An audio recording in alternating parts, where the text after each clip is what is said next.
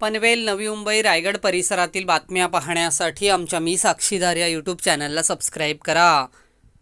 करंजाडे परिसरात आज पहाटेच्या सुमारास वाहनांना आग लागल्याची घटना घडली। सेक्टर 6 करंजाडे पनवेल येथे ही घटना घडली।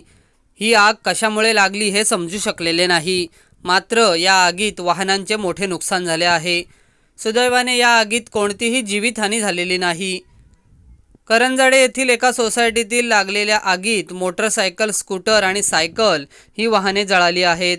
या वाहनांना लागलेल्या आगीची माहिती मिळताच नागरिकांनी तात्काळ सतर्कता दाखवली आणि ही आग विझवली। सुदैवाने या घटनेत कोणतीही जीवितहानी झालेली नाही।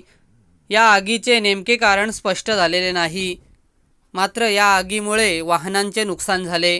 सुदैवाने यात कोणतीही जीवितहानी झालेली नसली तरी वाहने जळून खाक झाली आहेत। ही आग लागली की कोणी लावली याचा शोध सुरू आहे।